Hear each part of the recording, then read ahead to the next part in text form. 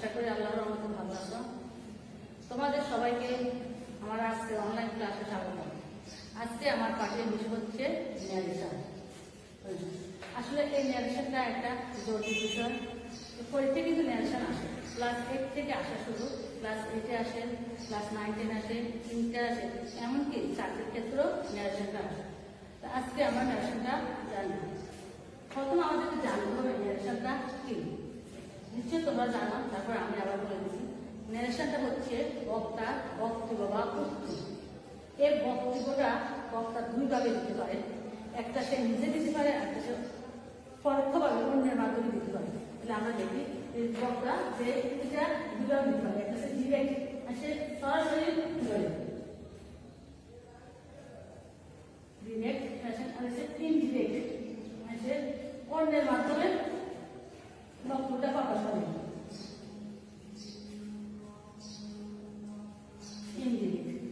দেখো direct ন্যারেশনটা invited কমার মধ্যে আবদ্ধ থাকে, ইনভাইটেড কমার মধ্যে আবদ্ধ থাকে।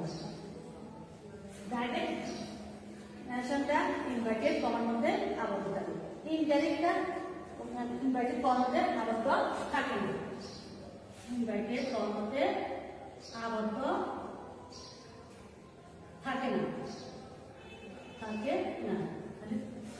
ডাইরেক্ট হচ্ছে ইনডাইরেক্ট। তাহলে এবার আমরা জানবো ডাইরেক্টটা কি। ডাইরেক্ট হচ্ছে বক্তা যখন তাহার কথা হুবহু প্রকাশ করে বা উপস্থাপন করে তখন তাকে ডাইরেক্ট ন্যারেশন বলে। আর ইনডাইরেক্ট হচ্ছে বক্তা যখন তার কথাটা অন্যের মাধ্যমে প্রকাশ করে তখন তাকে আমরা ইনডাইরেক্ট বলি। আমি একটা তোমাকে উদাহরণ দিচ্ছি, যেমন I did say to me, I am free. তাহলে he said to me, সে আমাকে বললো I am free, সে অসুস্থ, I am, তাহলে সে তার কথাটা সে অন্যের মাধ্যমে কি করছে, প্রকাশ করছে।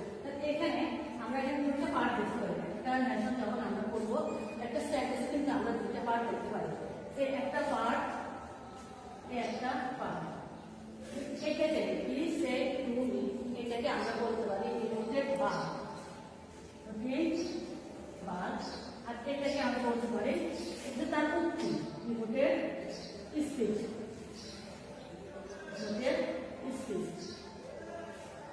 রিপোর্টেড স্পিচে যখন কোনো কথা বলে বা উক্তি করে তখন তাকে কথা বলতে সাহায্য করে রিপোর্টিং ভার্ব। এই রিপোর্টিং ভার্বটা তাকে তার বাক্যটা সম্পূর্ণ করতে সাহায্য করে। তাহলে যখন আমরা ন্যারেশন করবো তখন আমাদের দুটো অংশ আছে, রিপোর্টিং ভার্ব, রিপোর্টিং স্পিচ।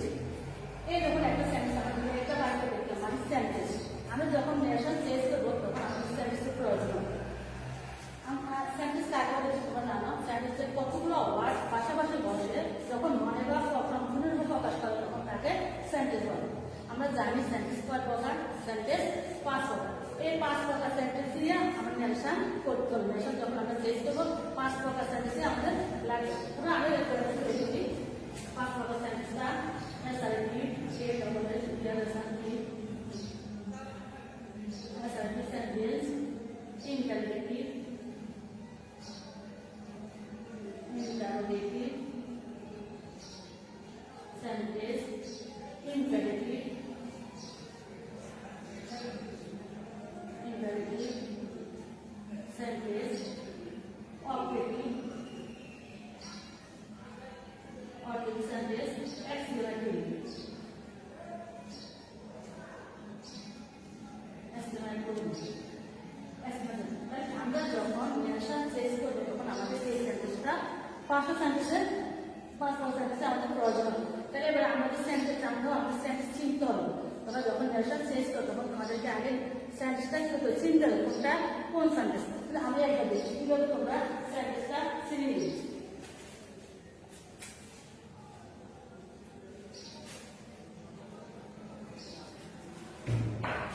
আমি সংক্ষেপে লিখেছি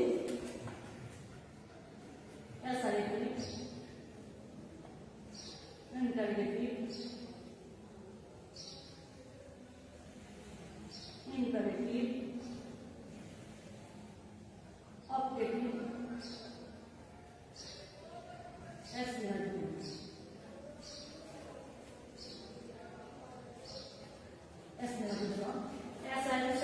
কিছুই থাকবে না। ইম্পারেটিভে ফার্স্ট হলো চিহ্ন থাকবে। ইম্পারেটিভে সেন্টেন্সটা ভাগ দ্বারা শুরু হবে, ভাগ দিয়ে আর ভাগ দ্বারা শুরু হবে। এবং অবজেক্ট সেন্টেন্স তুমি কিভাবে শিখবে? এটা তো মে আল্লাহ, আল্লাহ আল্লাহ live long, live long, may Allah live long, may Allah bless you, হবে না?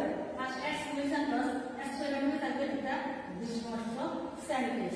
তাই এই পাঁচ প্রকার সেন্টেন্স কি চিহ্ন করবে। যখন ন্যাশন চেঞ্জ করবে তখন তোমাকে এই পাঁচ প্রকারের এটা মনে রাখতে হবে। তখন তুমি তোমার সেন্টেন্সটা তুমি বুঝতে পারছো। ন্যাশনটা চেঞ্জ করতে হবে। আমি একটা সেন্টেন্স দেখি, I live in class 10. এখানে sentence I live in class 10, আমি দশম শ্রেণীতে পড়ি। তাহলে এখানে দেখো, এখানে কি এখানে কি কতগুলো চিহ্ন আছে? নাই। তাহলে এটা ইন্টারজেকশন সেন্টেন্স না। এখানে কি ভাগ দ্বারা শুরু হয়েছে? না। কি দ্বারা শুরু হয়েছে? আই দ্বারা। আইটা হচ্ছে সাবজেক্ট। তাহলে এখানে ভাগ দ্বারা শুরু হয় না, শুরু হয়েছে আই দ্বারা, আর আইটা হচ্ছে সাবজেক্ট। সুতরাং এটা ইম্পারেটিভ সেন্টেন্সও না। দেখো অবজেক্টিভ সেন্টেন্স আমরা চিহ্ন এই সেন্টেন্সের মধ্যে থাকবো মে Allah, live long, bless you. তাহলে এখানে মে Allah, live long, bless you কিছুই নেই। সুতরাং এটা অবজেক্টিভ সেন্টেন্সও না। দেখো এখানে বিস্ময়সূচক বাক্য, তাহলে এখানে বিস্ময়সূচক চিহ্ন আছে নাই। সুতরাং এটা এক্সক্লেমেটিভ সেন্টেন্স না। তাহলে এটা ইম্পারেটিভ সেন্টেন্স না, ইম্পারেটিভ সেন্টেন্স না, অবজেক্টিভ সেন্টেন্স না, এক্সক্লেমেটিভ সেন্টেন্স না। তাহলে বাকিগুলো কি অ্যাসার্টিভ। সুতরাং এটা হচ্ছে কি অ্যাসার্টিভ সেন্টেন্স। এটা হচ্ছে অ্যাসার্টিভ সেন্টেন্স। তাহলে যেমন রাখতে হবে তোমাদেরকে, যখন ডাইরেক্ট ইনভার্সনকে আমরা কি ইনডাইরেক্ট করব, সব সেন্টেন্সগুলো কিন্তু অ্যাসার্টিভ সেন্টেন্স হয়ে যাবে। তাহলে আমাদের এটা হচ্ছে কি অ্যাসার্টিভ সেন্টেন্স।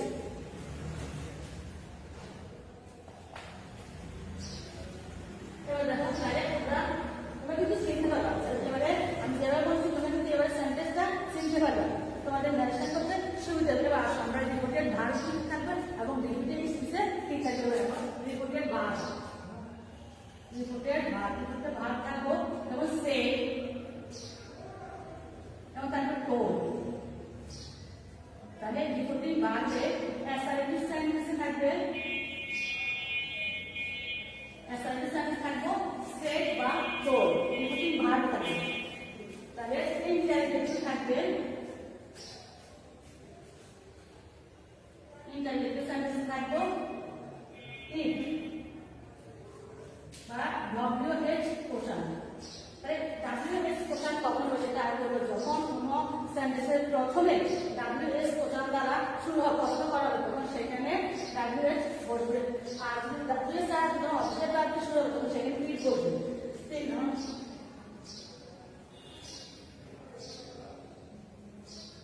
ইম্পারেটিভ, ইম্পারেটিভ থাকবে টু,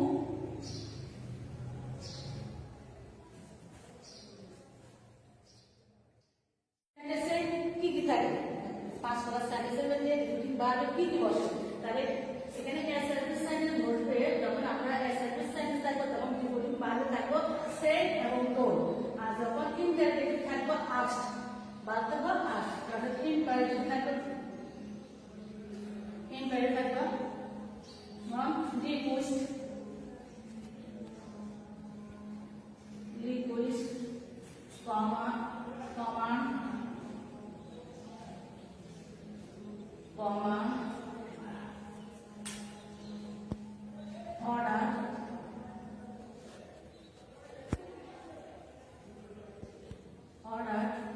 থাকবো অবজেক্ট থাকবো,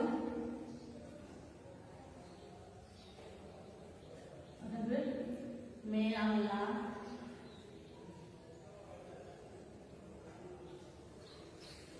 live long, live long,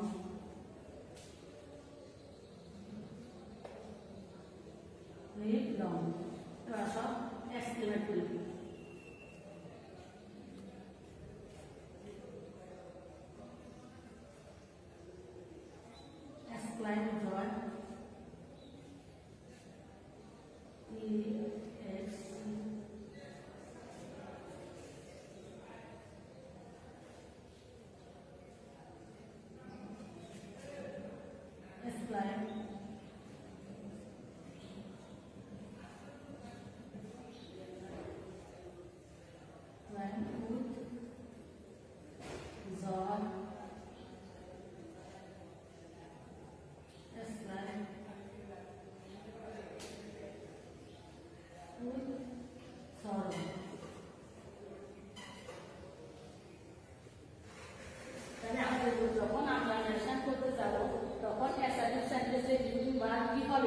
said এবং told.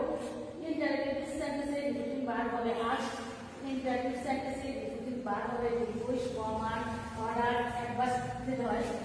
Objective sentence হবে may Allah, live long, bless you. Exclamatory থাকবে exclaim with joy, exclaim with sorrow. তাহলে আমরা যখন অ্যাকশন চেঞ্জ করতে হবে তখন আমাদের প্রথমে সেন্টেন্সটা নির্ণয় করতে হবে। সেন্টেন্স নির্ণয় করার পরে ডিফিনিটিভ ভার্ব কি বলবে সেটা আমরা এই সার্কেল করে রেখে রাখতে পারি। আমরা ডিফিনিটিভ স্পেসিফিক থাকবে, ডিফিনিটিভ স্পেসিফিক, ডিফিনিটিভ। তাহলে এখানে অ্যাসার্টিভ সেন্টেন্সে অ্যাসার্টিভ সেন্টেন্সে ডিফিনিটিভ ভার্ব থাকবে সেড এবং টোল্ড। আর যখন ইনডাইরেক্ট করব তখন সেটা ডিফিনিটিভ স্পেসে ইনভাইটেড কমা উঠে গিয়ে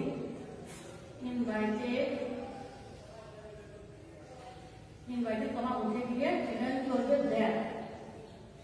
ইনভাইটেড কমা উঠে গিয়ে অ্যাসার্টিভ সেন্টেন্সে বলবে দেয়ার। এবার আসো ইন্টারোগেটিভ সেন্টেন্সে ডিফিনিটিভ ভার্ব থাকবে আস্ক। এখানে ইনভাইটেড কমা উঠে গিয়ে বলবে if বা WH question, if বা WH question, if বা WH question। এবার আসো that উঠে গিয়ে বলবে, তাহলে আমরা হচ্ছে ইন্টারোগেটিভ সেন্টেন্সে ডিফিনিটিভ ভার্ব হবে ask আর ডিফিনিটিভ স্পেসে বলবে ইনভাইটেড কমা উঠে গিয়ে বলবে if অথবা WH question। এবার আসো ইনভাইটেড সেন্টেন্সে ইনভাইটেড কমা উঠে গিয়ে বলবে টু অথবা নট টু, অথবা নট টু। আচ্ছা অবজেক্টিভ সেন্টেন্সে ইনভাইটেড কমা উঠে গিয়ে বসবে দ্যাট।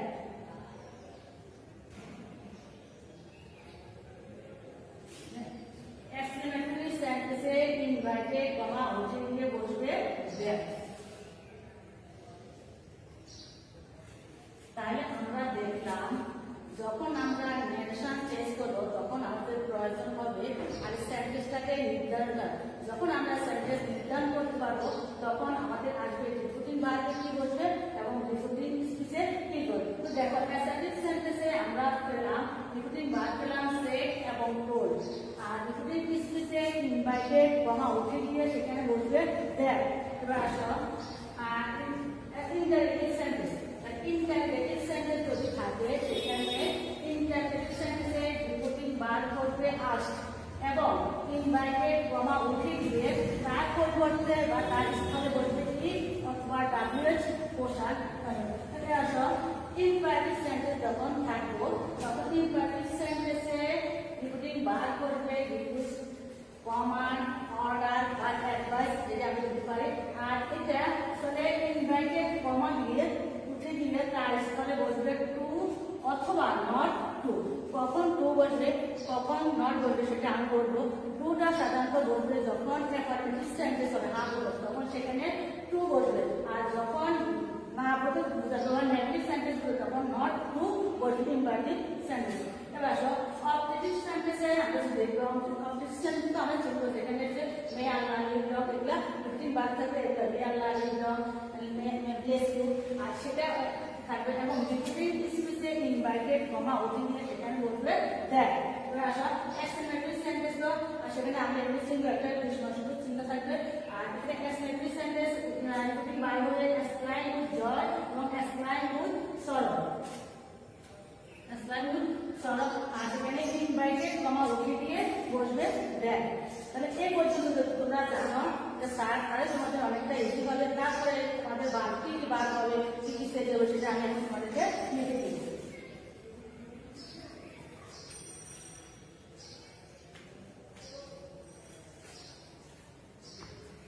তোমাদের মনে রাখতে হবে যখন am is are, am is are যখন থাকবে যখন ইনডাইরেক্ট করবো তখন সেখানে am is এর পরিবর্তে দেব was oil, was oil।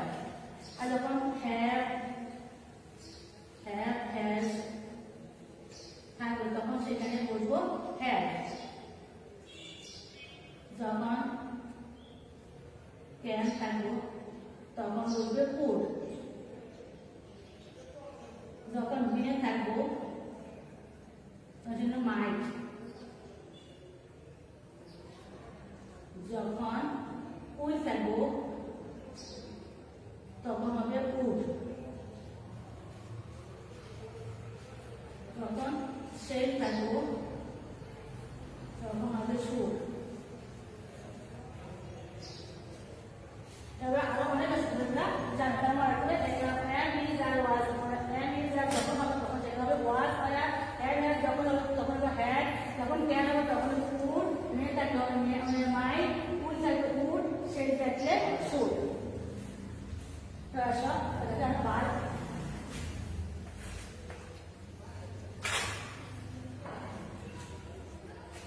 Bar form থাকলে বার টু হবে, মানে প্রেজেন্ট টেন্স থাকলে পাস্ট টেন্স হবে, বার টু থাকলে হবে বার থ্রি। এবং এর আগে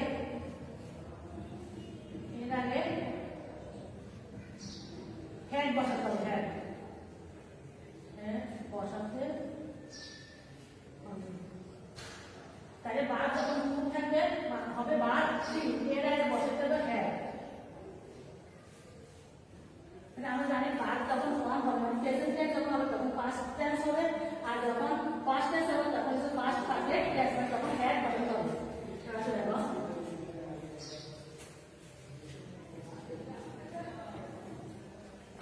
যখন আমরা ন্যারেশন শেষ করব তখন আমাদের পার্সনের প্রয়োজন হবে। First person,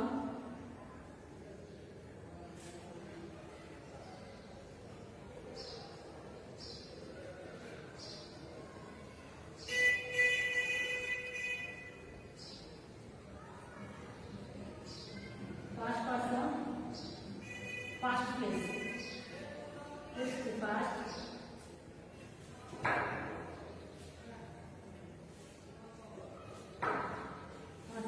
past place, second person, second place, third person, no sense.